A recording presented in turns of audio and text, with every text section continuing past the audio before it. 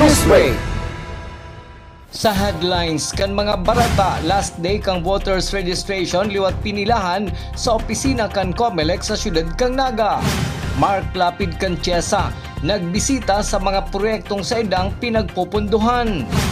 Bangkay kang 10 personang nadiskubre sa campus kang Bicol State College of Applied Sciences and Technology nabisto na.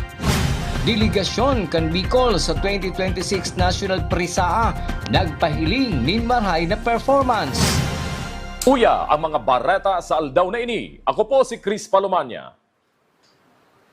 Mga maparehistro sa COMELEC ngunya na huring aldaw kang voters registration. Liwat nagruso. Ang detalye sa report ni Melvin Machado. Iningunyan ang pila sa Commission on Election digdi sa siyudad kang Naga. Sinda si mga naglalamag sa huring aldaw kang voters registration. Ngunyan kaya ang huring aldaw kang pagpaparehistro sa mga gustong makapagboto sa maabot na barangay asin sangguniang kabataan election sa bulan kang Nobyembre. Daina ikinagalas ni Atty. Maiko Julia, election officer kang COMELEC Naga, ang inabutan niyang sitwasyon ngunya na aldaw na deadline kang voters registration para sa barangay asin sangguniang kabataan election sa bulan kang Nobyembre ngunya na taon. Huli kang sitwasyon na ini, nagdagdag subod sida ning personahe para maasikaso nin marikasi mga nagpaparehistro. Nagpatabang man sinda sa Public Safety Office para maging tultol ang pila sa luwas kang COMELEC. Kaya po na-anticipate po yan na dakol ang last day. Kaya po nagdagdag kita ng tao ngunyan sa COMELEC Naga para po sa encoding. Mapabilis po si encoding, tapos nagagid ka ng tabang sa PSO para po sa at least more or less ma-organize lang ang linya ta dyan. Pero dahil last day po talaga, syempre kaya po magdala lang ng konting tiyaga. Aram taman pag last day, masalab ang pila. Tapos magdarang tubig, snackan. Tapos yung basta requirement sa pagpaparehistro. Ang 18 anyos na si Noemi Roson na primerong maboto sa paaboto na eleksyon sa barangay, ang desidido makapagparehistro para subot makapagpili siya nin marhay na lider kang nasyon. Diskinado man si Noemi sa presenteng nangyayari ngunyan sa gobyerno, kung kaya may pangapudan man ini sa mga kapwa niya hoben na botante. Like gusto ko na pong magbago ang Philippines, like ganun po. Sana po ngunyan tama na po ang iboto ninda. Like dahil na kita mamulat na kita sa sa society na kay po boto ta na si dapat talaga na matabang sa tuya. Ayun. Pag alas 3 sin hapon, ililista na kang COMELEC si mga maparehistrong nasa pila asin sinda aapo dun subod saro-saro hasta maubos sidang mairehistro kang COMELEC. Sabi kang COMELEC, mayo ng extension ang voters registration na pinagigibungo niyan para man sa paabuton na barangay asin sangguniang kabataan eleksyon. Para sa GNN TV48 Naga, Melvin Machado, Newsbreak. Mientras tanto, pagkatapos kang eleksyon sa barangay asin sangguniang kabataan sa bulan kang Nobyembre, ngunya na taon, liwat makondusir ang Commission on Election ning voters registration para sa 2028 local and national election. Susug kay Atty. Maiko Julia, election officer kang COMELEC Naga, posibleng gibuhon ninda ang masunod na voters registration sa mga mall para komportable ang mga maparehistro urog na tasadit subuot ang espasyo kan sa idang opisina sa City Hall compound. Kaya iniisip ko talaga pag last day na, siguro sa mga succeeding registration last day dahil ko lang venue, mamol na lang kita pag sa sunod na registration naman. Definitely next year, may registration naman kita kaya bago mag 2028 national local election. Kaya mamol na kita sa sunod na pag-goring aldaw na ngayon at least more comfortable. Museum niyaon sa Basilica Minori Compound. Personal man ining nakipaghilingan kinaga City Mayor Len Robredo. Kabali pa sa proyekto kan Tiesa sa syudad, iyo ang pagpapakarhay kang Mount Isarog Natural Park, urog na ang mga estruktura niya on digdi. 350 million pesos ang pudong pinagtagama digdi kan Tiesa. Susug kay Mayor Len Robredo, mayo pa si detail engineering alagad ipipreserbar digdi ang natural na kamugtakan kang lugar. In-invite niya ako for lunch, tapos sinabi niya during lunch, sabi niya sa si confirmation na mapupondohan na si 350 million si Mount Isarog Natural Park. Tapos sabi niya, pwede tangayang hilingon si museo. Ta pinunan mingin kadto, naghalibag siya sa CHESA for a while. Kang siya pa si CHESA GM dati, pinunan yan. Kaya lang garo may pag-urulay yata na share, garo may iba-iba garo ang CHESA portion sana ang ipapatugdok. Igwang iba na mapagibo kaya lang garo de inadagos. So sabi niya, garo sayang man ngaya na pinunan mi. Ipapatapos mi na lang. Nagdiretso man sa Banwa ang Kampasakaw, Camarines Sur si General Manager Mark Lapid kung saan nakipaghilingan ini kay Pasakaw Mayor Nino Tayko asin pinag-asigurar ang suporta sa proyektong pangturismo sa nasabing banwaan. Yeah, yun po, based on discussion ni Mayor, inaantay lang namin yung sasubmit niya sa opisina namin. Pero I think this is yun dito sa may beach area, ang request niya for tourism. And we all know, ang isang may magandang karagatan is yung Pasakaw, di ba? Dito sa atin sa Camsur. So, inaantay lang namin. So, by next week daw, masasubmit na niyo sa amin. So, yun yung mga isa sa mga priority namin for Pasakaw. But of course, since nandito na, multitasking, as banggit ko nga, dinaanan na rin namin yung mga ibang proyektong na meron kami for Naga, let's say yung Peña Francia Museum, at saka yung sa Mount Isarog. Maugmang maray dahil mismo binisita kita kan sa tuyang COO kang at the same time General Manager kan CHESA na which uga kitang request sa opisina niya regarding kanisa sa tuyang bagong proposed tourism destination sa Pasakaw, ang Esplanada project na dyan, at the same time si Prime X project na kung saan integration po niyo kang mga project, mga tourism program sa Pasakaw na bagong bibisitaw na naman dito sa Banwaan na whole year round. Para sa GNN TV48 Naga, Melvin Machado, Newsbreak. Mientras tanto, pinag-inganyar ni Chief Operating Officer kang CHESA na si Mark Lapid ang publiko na inutundumanan ang mga tourist destination sa mga probinsya o domestic tourism para masuportahan ang turismo asin makapagtabang sa pagbuhay kang lambang probinsya urog na digdi sa Kabikulan. Huli kang inaatubang na krisis kang kinaban, naging higot subuot ang kompetisyon sa lado kang turismo sa enterong nasyon. Nag-encourage kami na for the meantime, para masustain natin at matulungan natin yung ating mga lokal na kababayan na nagnenegosyo pa tungkol sa turismo, supportahan na muna natin yung ating local tourism, domestic tourism. Ay ibig ko sabihin, for Region 5, ang dami yung tourist destination dito, hindi lamang for Camsur, but of course you have Albay, you have Cam Norte, and then meron din tayo sa Sorsogon, di ba? And then Masbate is also there. Which recently had their Rodeo Festival. So Sorsogon is there, marami rin. Nandiyan yung Donsol, by my right. So kahit dito na muna, para makatipid din tayo sa gasolina, pero at least napapalakas natin yung ating local na turismo at the same time, yung livelihood na ibibigay natin, matulungan natin yung mga kababayan natin. Padagos sa mga bareta, kinumpirma ni Mayor Nino Tayko kang Pasakaw, Camarines Sur na nagtatabangan ngunyan ang LGU Pasakaw asin Pasakaw Water District sa pagtaoning solusyon sa epekto kang sobrang init kang panahon na naging rason para magbawas ang tubig sa water spring na sa indang pinagkukuanan. Susog sa alkalde, nagpapasunod sindang unyanin pagrasyon ng tubig sa mga apektadong barangay asin paghanap ng water spring na sa indang popunduhan asin ide-develop. Recently, nag-meeting kami ng Pawadi General Manager namin. So, meron tayong interventions ng LGU in support to Pawadi, lalong-lalo na din sa mga rationing. Nagrarasyon muna tayo temporary ng ng tubig doon sa kulang ang tubig ng mga area.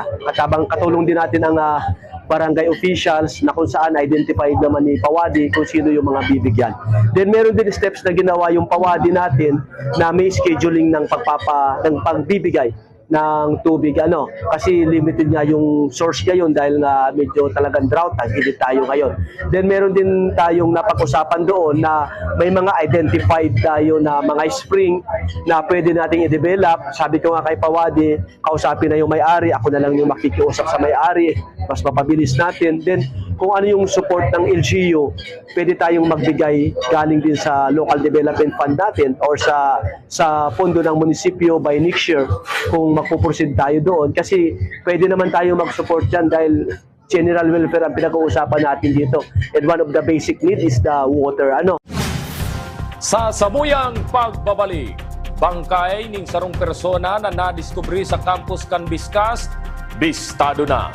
Iyan asin ibabang nangingenot ng mga bareta, digdilang sa GNN TV48 Naga News Break. The digital age is here. They warn us of a cold, efficient world where the human touch is lost to automation. But we refuse to accept that choice. At Naga College Foundation, we believe the best future is one led by heart. We equip you with the skills you need to thrive. From our dynamic programs in finance and business, to the hands-on fields of IT and engineering, through our vital health sciences, our justice programs in criminology, and the crucial roles of education in the arts, we cover the entire spectrum of tomorrow's workforce. Here, you don't just become future ready, you become a worker with empathy, a leader who understands that technology must serve humanity. Choose the college that prepares you not just for the job, but for the world. The future is here at NCF. Enroll at Naga College Foundation. Let us build a brighter, kinder tomorrow.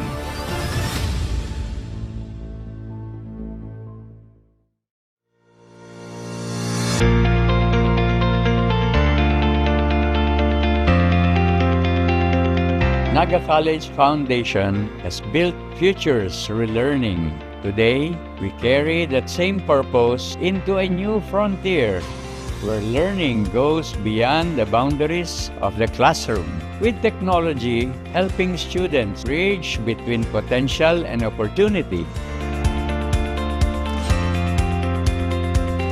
With the digital age challenging us to rethink what learning means, how can we strengthen our communities and shape generations of leaders who will carry the spirit of service and excellence beyond our campus?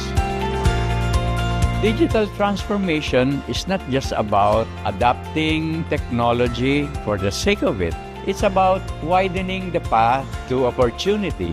Every learner can access the same quality of education with the same confidence to thrive in a fast-changing world. With the support of digital platforms and our partnership with Samsung, every teacher and student is now equipped with a Galaxy Tab A9 Plus. The single step has transformed access to learning, allowing classes to continue wherever our learners are, regardless of circumstance or environment.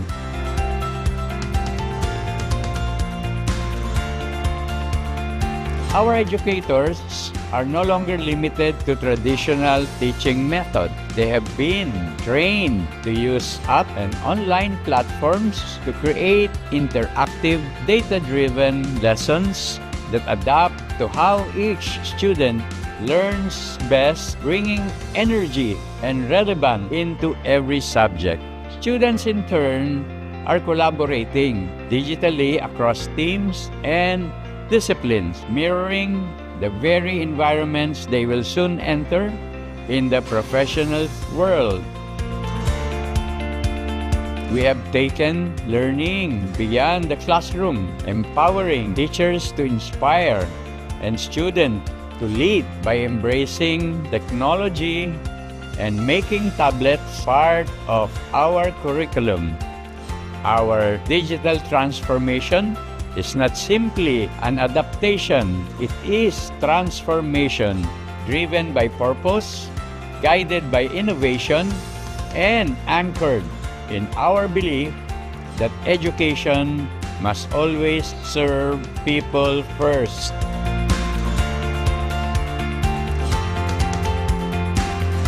Our mission to democratize technology in education has taken a significant step forward with Samsung. By empowering every student to leap into the future, we ensure that true transformation begins where opportunity is shared by everyone, everywhere.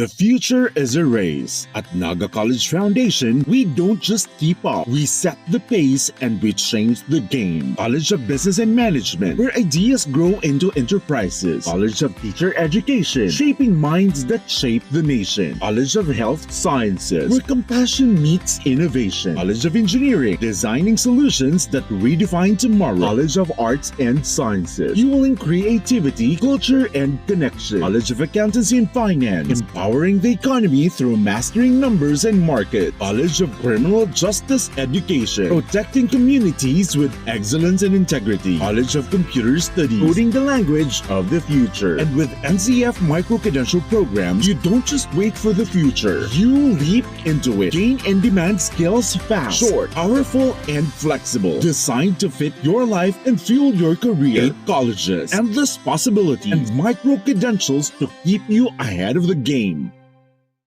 Seeing clearly shouldn't mean traveling far from home. At Camsur Eye Center, world-class care is right here in the heart of Rinconada and the Bicol region. With advanced diagnostic tools, ophthalmology specialists, and a team that treats you like family, we bring expert eye care. From children's screenings to managing cataracts, glaucoma, and diabetic eye conditions without the need for long trips. Because your vision matters, and so does your time. Camsur Eye Center, world-class eye care just around the corner.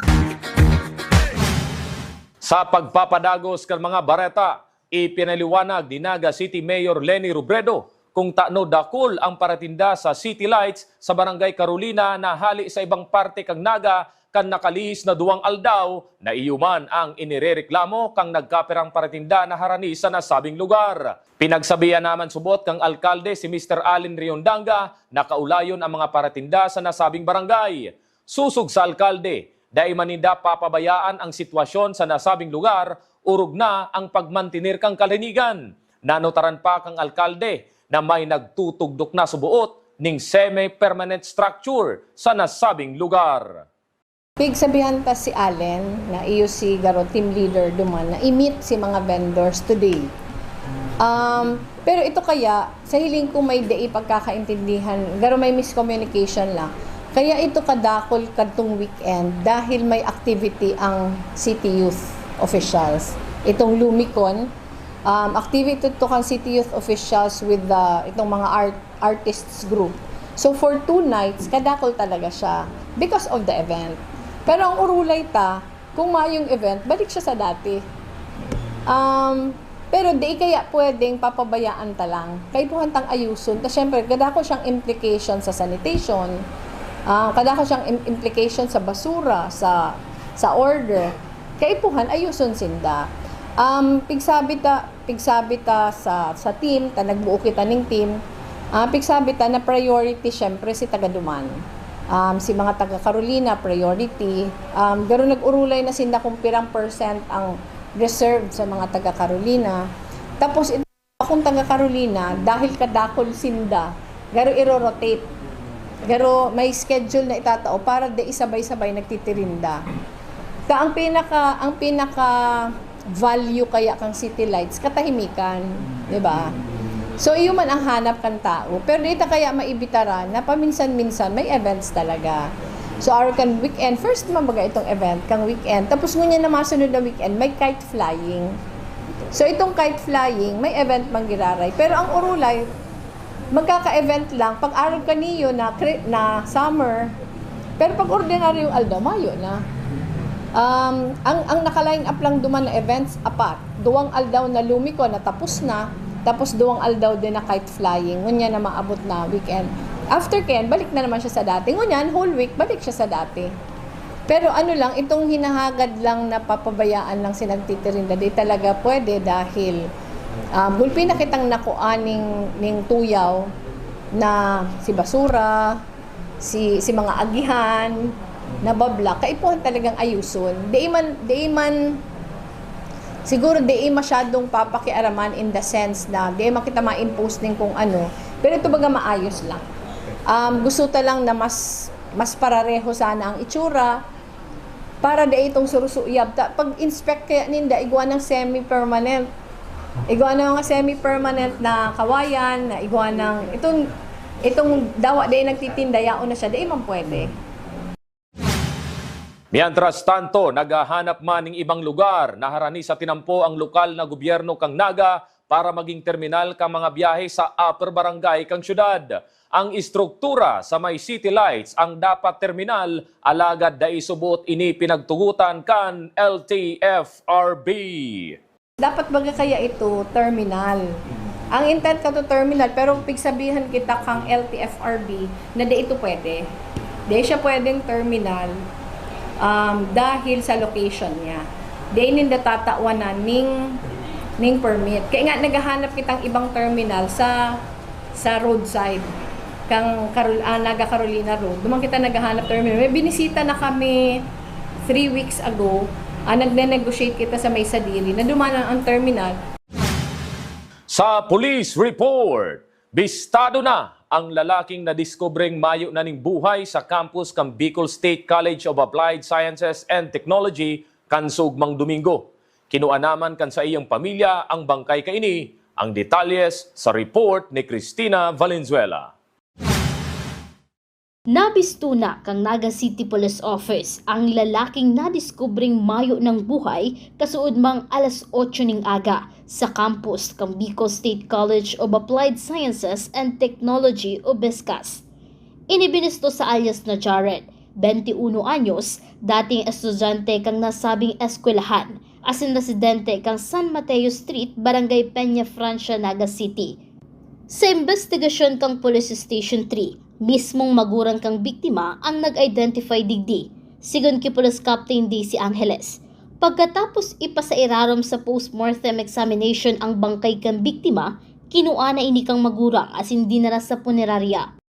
Kahapon, base duman sa investigation kang Police Station 3, nagkaigwa na ning na-identify ta na itong naku ang gadan nga ni sa laog kang Sarong School hindi sa Naga na kung saan in-identify mismo iniyo kang magurang na tagaduman lang din sa Barangay Francia. So si body kang victim is dinarana sa actually pina-autopsy man na for post-mortem examination naman sa forensic unit na kung saan after katong pagpa-examine kang body kang victim dinara na duman sa kinuha na kang magurang ang dinara sa funeraria.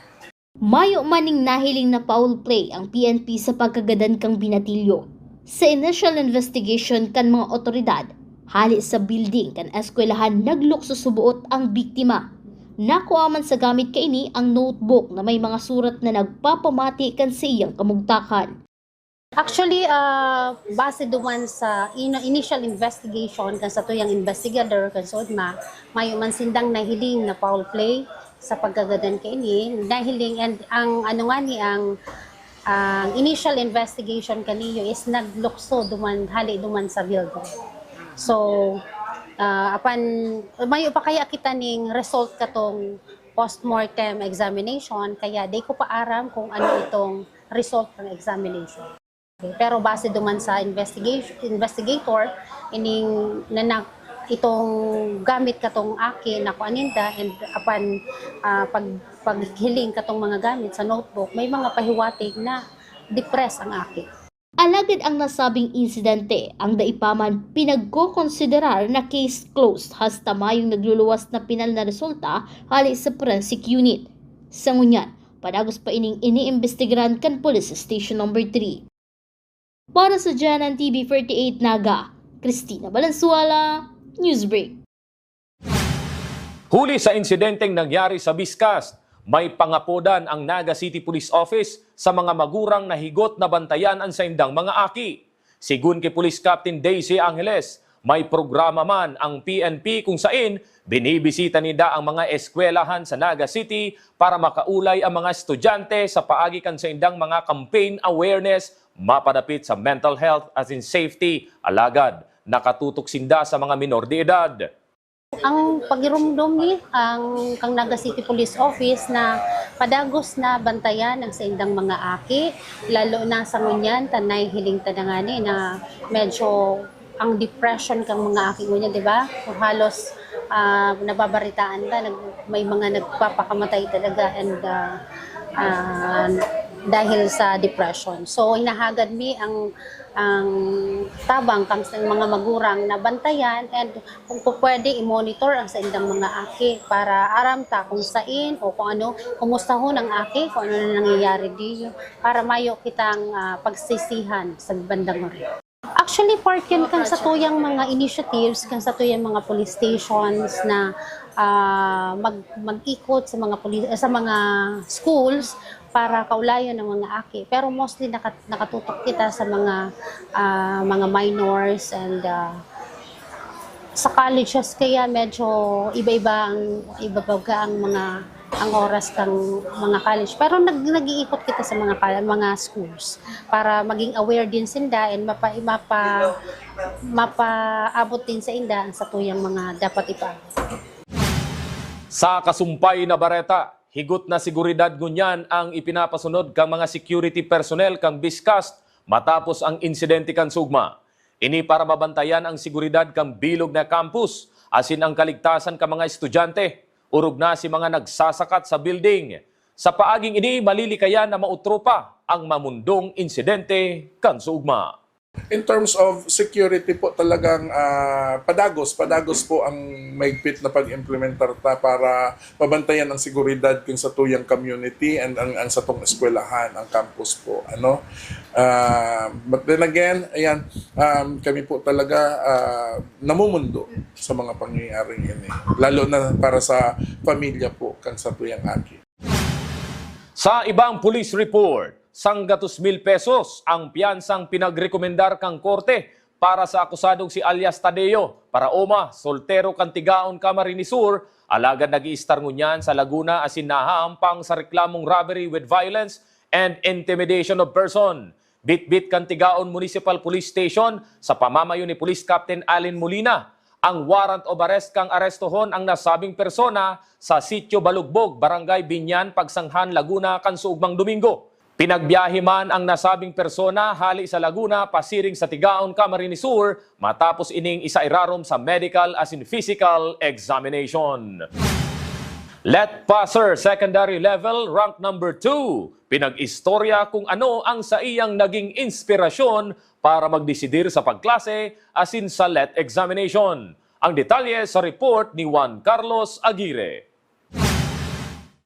Ang pagsarig sa mahal na Diyos asin pagkamuot sa pamilya, iyo ang liyabe para sa Bicolana Let Passer Secondary Level Rank 2 na si Miss Aliana Abordo, tubong Talisay, Camarines Norte, para magpursigi asin magtrayumpo sa March 2026 Licensure Examination for Professional Teachers o LET. Ini ang naging istorya sa GNN TV 48 Naga ni Miss Aliana Abordo, na rank 2 sa secondary level na may rating na 95%. Durante subuot kan sa iyang preparasyon para sa examination, naglaog sa iyang isip ang pagduda sa sadiri. Sinabi ka ini na nakula ang papel kan sa iyang pagtubod sa Diyos sa iyang pagpadagos asin pagpursige. Naiisip ko po na medyo nahuhuli na ako kasi halos lahat po ng kaklase ko nag-take na po ng LET and nag-work na po sila sa private school. So feeling ko po, makasabay pa po kaya ako sa kanila. Pero syempre po, sa Diyos ko na lang po, kinakausap ko po siya na sana po maging worth it po talaga ito. And magbunga po yung hard work ko and ng parents ko. Yun po, si Lord po yung naging sandalang ko dun. Sinabi man ni Aliana na namatian niya ang manlain-lain na kaulangan, apwer sa pagal, puyat asin pressure, nakamati man siya nin homesickness, urog na taharayo siya sa iyang pamilya. Sa ibong kaini, nagdanay siyang makusog, asin urog pang na-inspirar na mapakarahay ang sa iyang pag-andam sa LET. Po nabanggit ko po na yung tatay ko is farmer, nanay ko is yaya. So mahirap ang buhay, kailangan po talagang magsumikap para makaangat po mula sa laylayan. Kasumpay ka ini, nagpasalamat si Aliana sa iyang mga mahal sa buhay na nagsuporta asin nagtiwala sa iya. Dakula man ang sa iyang pasasalamat sa Camarines Norte State College na sabi niya, iyo ang nagbilog kan sa iyang pundasyon sa edukasyon, siring man sa DOST na nagtao sa iya nin scholarship. Ang hagad ni Aliana sa mga nagsusunod sa parehong dalan, iyo na magdanay sanang disiplinado asin consistent, tanganing maging matrayumpo. Study hard talaga. Kailangan po talaga magbasa. Huwag kayong tatamarin. Second is discipline. Kailangan po mag-set kayo ng study habits, ganun. I mean, ng time, schedule. And then, consistency. Dapat everyday, kahit 1 hour lang, mag-alat ka ng time para mag-review. Syempre, wag mo naman totally pagurin yung utak mo sa pag-aaral. Know your learning style. And lastly, mag-pray po kay Lord. Para sa GNN TV 48 Naga, Juan Carlos Aguirre, Newsbreak. Padago sa mga bareta, ginibo kasubagong aga ang send-off ceremony kan mga atletang taga-syudad ning Naga na parte kan Bicol delegation sa palarong pambansa sa Agusan del Sur na mapun sa aldaw ning Domingo. Susug ki Mr. Renz Chavez kang DepEd Naga, may 115 na atleta na iibahan kang coaches asin iba pang support group na hali sa Education, Scholar and Sports Office kan syudad ning Naga. Sa aga mahali ang delegasyon kang Naga asin kasubagong aga, pinagresibe kan mga atleta ang 5,300 pesos na allowance. Ang delegation hali sa Naga City composed of 115 athletes, coaches, assistant coaches, chaperones, plus support group from LGU Naga, may 10 from ESO, at 10 din from DepEd Naga. Kaya iko kaming mga 135 persons, participants, going to Agusan del Sur. Ang parang pambansa naka-schedule sa Agusan, Mapoon, May 24 to May 31. At sa muyang pagumali sa aga, May 19, via Bas Roro, from Naga to Matnog, Matnog to Allen, Allen to Liluan, Roro naman, Liluan to Lipata, then Lipata to Agusan. Delegasyon kang Bicol sa nagtapos na 2026 Prisaa sa syudad kan Bacolod, nagpahiling ning magayon na performance. Ang detalye sa report ni Campus Correspondent Eugene Nueva.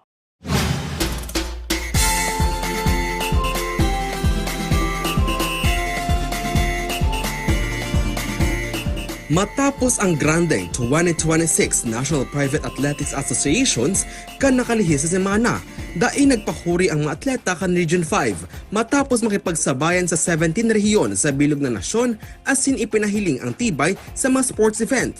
Kung kaya nakuha ninda ang kapangganahan sa ginibong Prisaa 2026. Ginibo sa syudad kan Bacolod, Negros Occidental. Sa lampas 800 na atleta halis sa Region 5, kanya-kanyang game strategy ang sendang ginibo. Inhuli ta kadaklan na rehiyon, preparado man sa gabo sa kawat. Mantang ang iba, last playing year na asin gustong makabawi. Asin sa iba man mga first timer.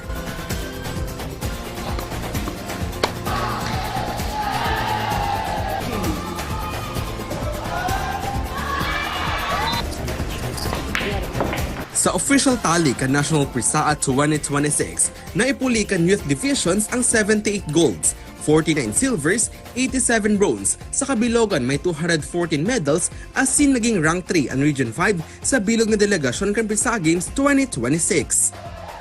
Sa seniors division, nakatipon din 16 golds, 55 silver, 60 bronze sa total ng 131 medals asin ika-rank 7 sa nagtapos sa palaro.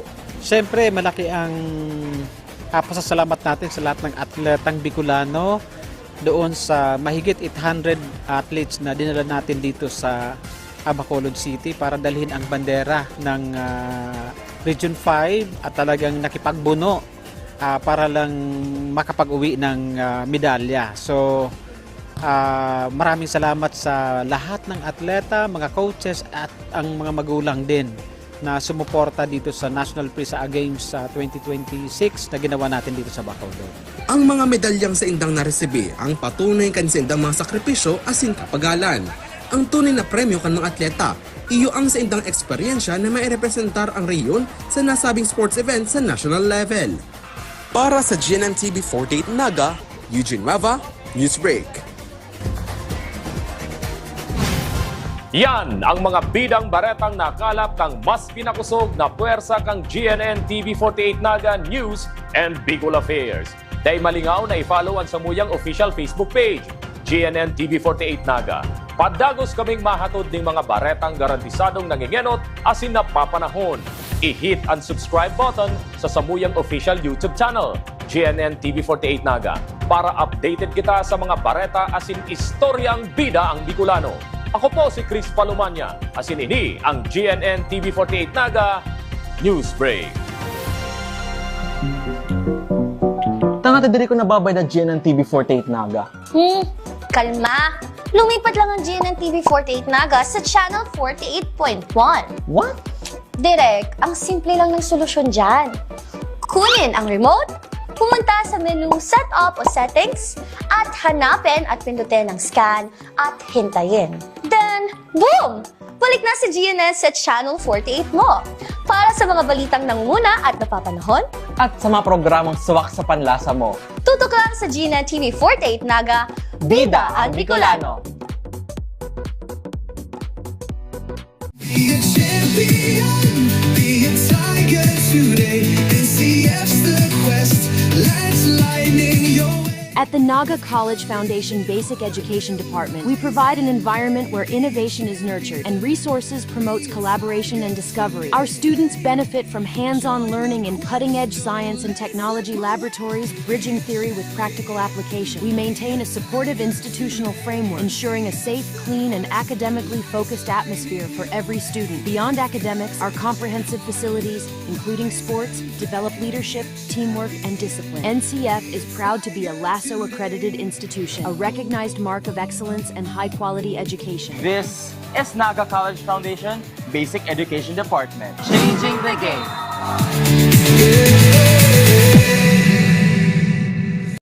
Ano nga ba ang go bag? Ito ay isang halimbawa ng go bag. Maring ito ay isang maging backpack, duffel bag, or sa pagkakataong ito, ang aking go bag ay isang dry bag. Ano nga ba ang laman ng aking go bag? Tubig, pagkain, at gamot. Hygiene kit. Meron pa ako ditong sabon, toothbrush, toothpaste, at shampoo. Flashlights and headlamps. Advisable na magdala po tayo ng power bank. Of course, your communication device, notebooks, and other documents. Duct tape and masking tape. Working gloves. First aid kit. At this moment po, naglagay po ako ng dalawang klaseng rope. Raincoat. Meron po ako ditong mirror, extra batteries, whistle.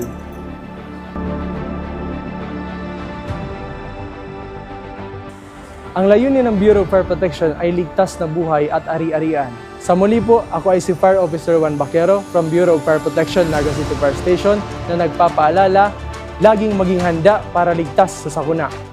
At NCF, we're all about that holistic grind.